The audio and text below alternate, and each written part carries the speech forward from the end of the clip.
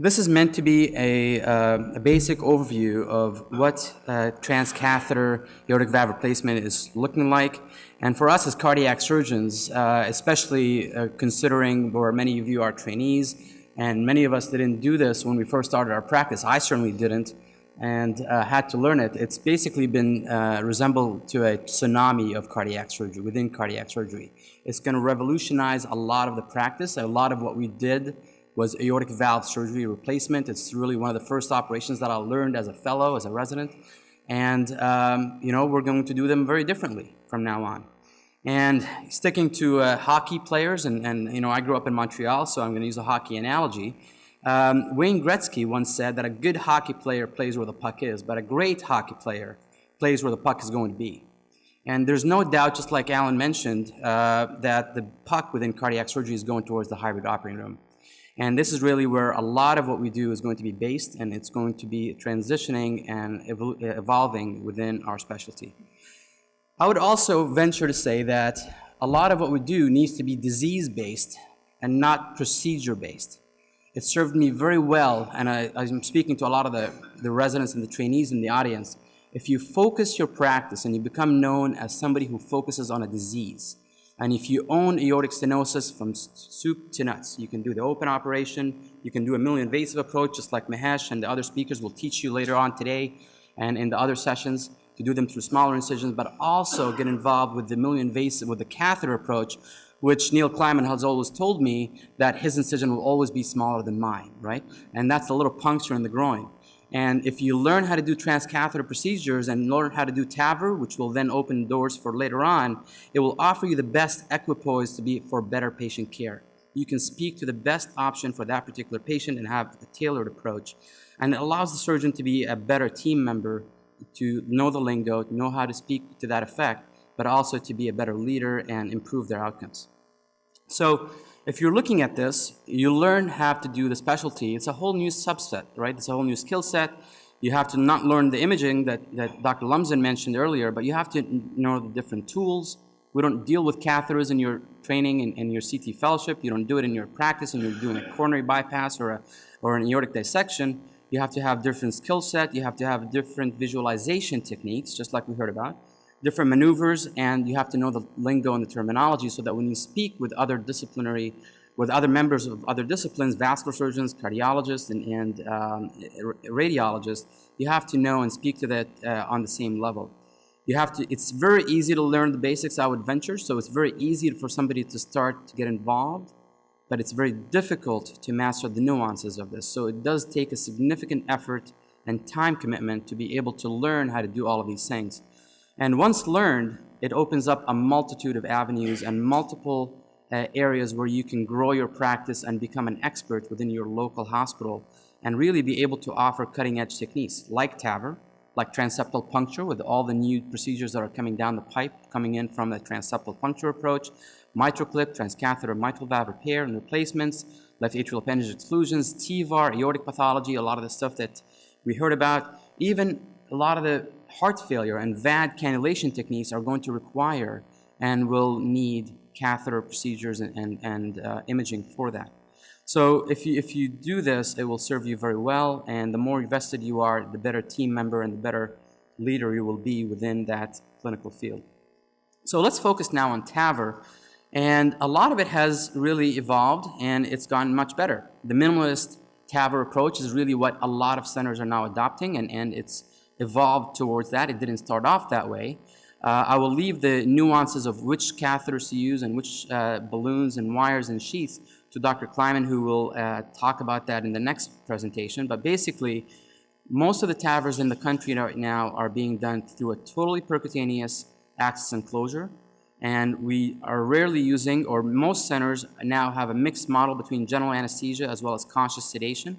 But certainly there's a strong push towards conscious sedation type procedures where there's no general anesthesia or endotracheal intubation. There's no TEE because you're not needing to be intubating the patient. So you're doing a lot of fluoroscopy and transthoracic echo live. You have to have reliable pacing. And a lot of these patients are going to the recovery room, not to the ICU like they traditionally have been going to. And then after that, they fast track to the telemetry floor with early discharge within 48 to 72 hours.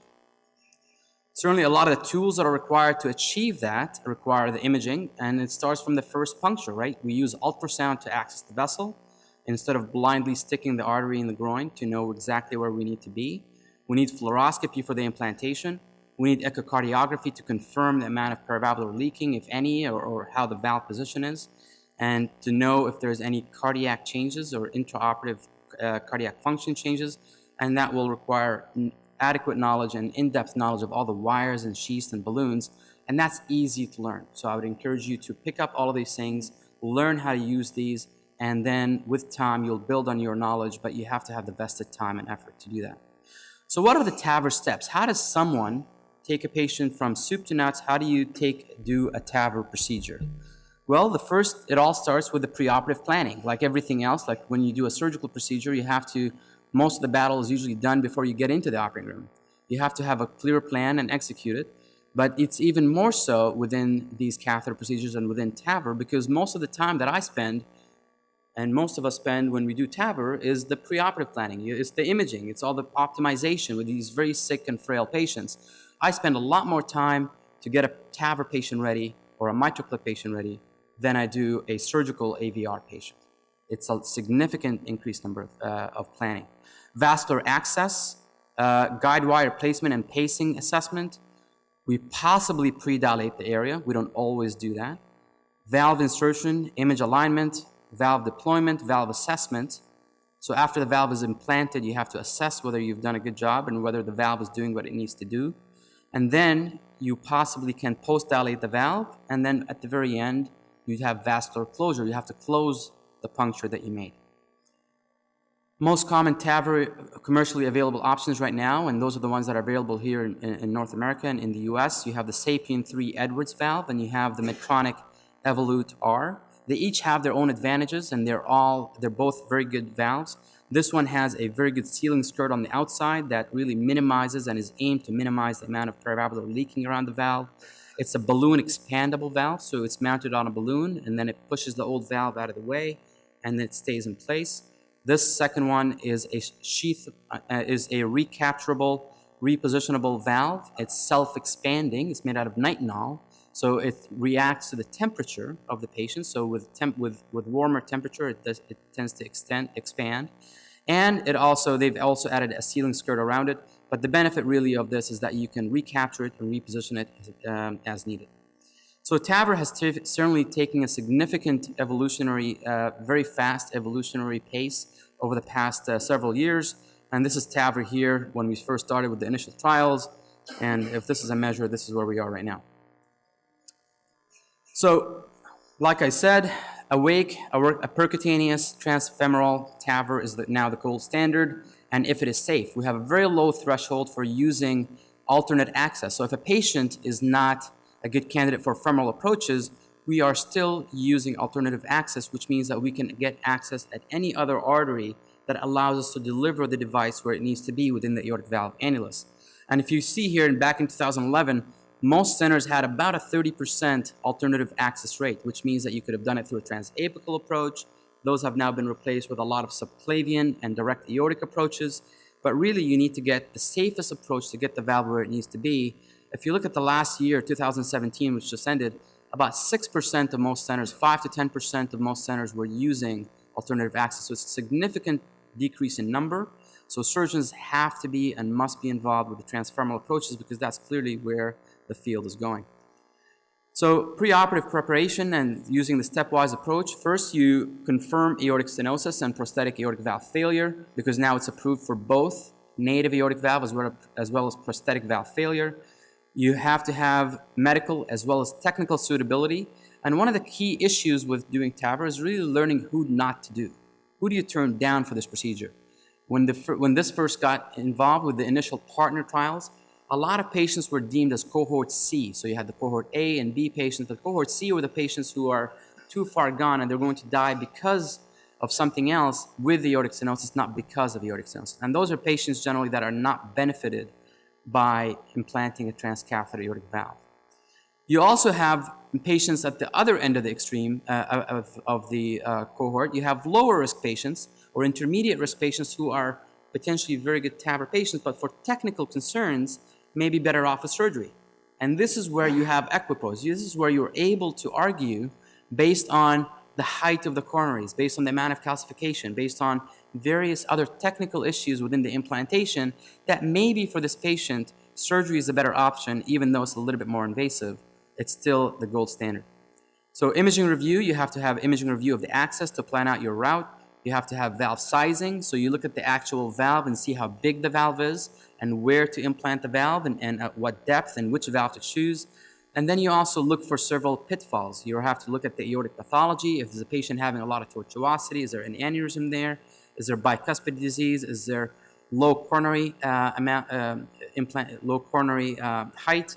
Or is there excess or asymmetric calcification? And as you start doing these procedures, this is really what you will have to do. These are the measurements that are captured on every single patient that's going for a TAVR, and you should be able to do that yourself based on the CT scan and CTA that's done at your institution, but also you'll get help from the industry who's supporting this, whether the Edwards or the Medtronic people. So let's go through this, because this is really a big part of a TAVR procedure, and a lot of it will be based on the annular anatomy. So you have to know the major and minor axis through the 3 sinuses.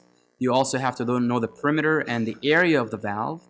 So these are all important numbers to know in order to size the valve appropriately. You're not going to be using a surgical sizer, so you're using these to size the valve. And then you also look at access. This patient, for example, has very small right and left arteries on either side and on the femoral, and maybe a better candidate for alternative access. So that's one of the things that you need to know. Other things from the aortic aspect, you need to know the sinuses, how big they are, because if they don't have adequate sinus diameter, then that may pose an increased risk for coronary obstruction, especially if the height of the coronary arteries from the annulus of the valve is not more than 10 millimeters or so. So the lower the coronary height and the smaller the sinuses, the more chances you have of coronary obstruction or other complications in that way. And therefore, you need to plan adequately for that. And these are some of the pictures that you'll be looking at. So the valve implant, you look at the sizes of the annulus. The CTA is really where you get about 90% of your information, and it needs to be done well. It's a cardiac gated CT. You look at the calcium across the aortic valve leaflets. You get the sinus diameters and the coronary height and location. For access, clearly a patient like this is different than a patient at the lower panel. So with this patient, you can see that there's significant calcification throughout, and may benefit from either a protected approach where you go in with a contralateral wire in order to be able to get adequate control of the vascular access, or just choose a different route approach with a alternative access altogether. And those are, you can use a subclavian approach, you can use direct aortic, you can use carotid, transapical, even some people who are brave enough would try transcaval, and you can learn about all of these techniques in other venues. So vascular access with ultrasound guided, you usually put a large bore sheath in the main artery of where the valve is going to be delivered. The contralateral area will be the 6 French sheath, and that's where you put your pigtail catheter in order to use as a marker into the aortic root. With the insertion of the large bore sheath, always has to be done under fluoroscopy, and this is where you give your heparin and for an ACT of about 250. So at this point, you've gained access to both femoral arteries, the large bore sheath that is on one side, and a smaller 6 French sheath that is on the other side, and that's what you would use for your angiography and for your for delineating where you are in the aortic anatomy. So the pigtail usually is either in the non-coronary cusp for a core valve procedure, or in the right coronary cusp for a Sapien procedure. And this is what typically you have a root angiogram that looks a lot like this. You have a pacing wire in place, and you have a pigtail catheter in the root that delineates your anatomy, and then you're good to go to cross the valve and to deliver what you need to do. And for that, you use a 035 straight soft tip wire, like an emerald wire. You cross the aortic valve, and this is oftentimes based on just going and attempting to do that through multiple attempts, and using sometimes it goes straight in, sometimes it's more difficult, but it does take usually a minute or two to get that done. And then after that, you go in, you confirm the location, and then you have to exchange all those catheters through another pigtail within the left ventricle to be able to deliver your main stiff wire. And those stiff wires can be either a Medtronic Confida wire, you can use an Amplat Super Stiff, you can use a Lunderquist wire, which is the stiffest wire there is, and that will allow you the biggest stability to deliver the valve over the stiff wire within the aortic valve annulus. Once you have that in place, and it's very important for surgeons to change their paradigm, and instead of looking at the groins, all of your vision now is going to be looking at the screen. So as you're deploying and as you're maneuvering and exchanging those wires and catheters, it's very important to keep your eye on the prize, and the prize is not the patient anymore, but rather the monitor in front of you, because that's what's going to decide whether you're going to, how much you minimize the amount of procedures that you're going to do and how much your wire manipulation. So for all those wires, you have to be careful. You have to be careful of how much you push the wire in and make sure that it doesn't retract or get outside the annulus. And that's what will dictate whether you're going to have any ventricular complications. So early on, a lot of centers were having issues with wires that would lacerate or perforate the ventricle simply because you're pushing in all these big devices, and this stiff wire in a very thick, frail ventricle would certainly be very friable, and you have to be careful about that. So these are all things that you have to learn how to do as you do more and more procedures. One of the main things that that has been debated is how do you pace the heart as you deploy these procedures. And there's been an evolution, and every center does it a little bit differently. But one of the main things the most patients get is a transfemoral percutaneous venous pacer that is balloon tipped and guided under fluoroscopy within the left ventricle. You test it for capture, and it's removed at the end of the procedure. In some cases where you have patients who are increased risk of heart block or at increased risk of developing bradycardia, already have signs of that during the procedure or preoperatively, then some centers like ours, we go in and we put a screw in, a permanent pacer lead that is then exteriorized and taped to a pacer box at the shoulder, and that allows us to ambulate the patient a lot faster. It's a reliable pacing technique, and then that's tested on the next day, and if the patient needs a long-term pacer, then that goes in and they get that done right away by the AP group, and then that allows us to further expedite the process and ambulate the patient and get them home quicker and safer. So now you decide whether you're going to pre-dilate the valve, depending on the amount of calcium there is and how much calcium distribution there are, and then you have to learn about balloons. And there's two types of balloons. There's compliant balloons and there's non-compliant balloons. And those are usually 4 to 5 centimeters in length. And those are usually delivered based on the size selected based on the diameter of the annulus of the native aortic valve. We usually don't want to oversize that balloon because calcium tends to disrupt, and you don't want to disrupt the annulus too much and cause significant complications. So you typically select the minor axis of the valve, of the native valve, as your valve sizing. So if the patient has a 22 by 26 valve and none of these are circular, usually they're all elliptical valve shaped, then you pick a 20 balloon, for example, to allow a significant expansion and opening of the valve before deployment. So after that, the balloon is deployed, and you can see that there's usually a waist on the balloon here as it's being deployed. You do this under fluoroscopy, and you confirm that you're ready now for implantation of the valve. And then you see here that this is a core valve being deployed. You have assessment of the depth of the valve. You have a pigtail in place. You have your stiff wire within the left ventricle, and then you start to deploy. And one of the benefits of the core valve is that it is repositionable, so you can completely deploy the valve, assess whether it's working or not, if it's at the right depth, how much AI do you have, and still, if you're not happy, be able to recapture the whole thing and then deploy it either a little bit higher or lower, and then that allows you to further improve your outcomes and your results. So this is what happens. This is a valve that's been completely deployed, and you do a aortic root angiography at the very end, and you confirm that you don't have any aortic insufficiency, and confirm that you have relieved the obstruction, and you can do a pullback where you test the pressure within the left ventricle and then again in the aorta, and allow you to get how much pressure gradient there is that is then confirmed by echocardiogram. If you're doing a Sapien valve, which is the balloon expandable procedure, again, same thing. You deliver the valve within the aortic valve annulus, you rapidly pace, and this is where pacing is a lot more important. You have to make sure that the blood pressure drops, and then you slowly expand the valve and are able to deliver the valve within the valve and within the annulus at the appropriate depth. This obviously is not repositionable, and once the valve is deployed, it's an all or nothing deal. Post-implantation BAV, this is done when you have a significant perivalvular leak or if you have incomplete expansion. So if the patient's assessment, the valve assessment, tells you that the patient has significant aortic insufficiency, then one of the things that you can do is go in and re-balloon that valve for both a Sapien or a core valve evolute. And that's usually based also on the mean diameter of the valve. So if you go in, you assess, there's a specific algorithm that you can be taught and you learn how to adopt to be able to either choose a semi-compliant balloon or a non-compliant balloon like a true balloon. And the main thing there is, again, not to oversize those balloons because that's what usually leads to complications. The valve is now in. It looks good. You have relieved the obstruction. There's no more aortic stenosis and there's minimal aortic insufficiency.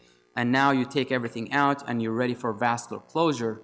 And this is where everybody thinks oftentimes that you've won the game, but this is where there's a lot of concerns because, like I showed you before, there's a lot of localized calcium and you may have vascular issues. So it's very important to give this process and this step the importance that it deserves. And we're using a lot of percutaneous vascular closure techniques like the Abbott pre-closed ProGlide device and the AngioSeal, and those allow us to further close the vessel without opening, without doing a cut down or any major vascular reconstruction.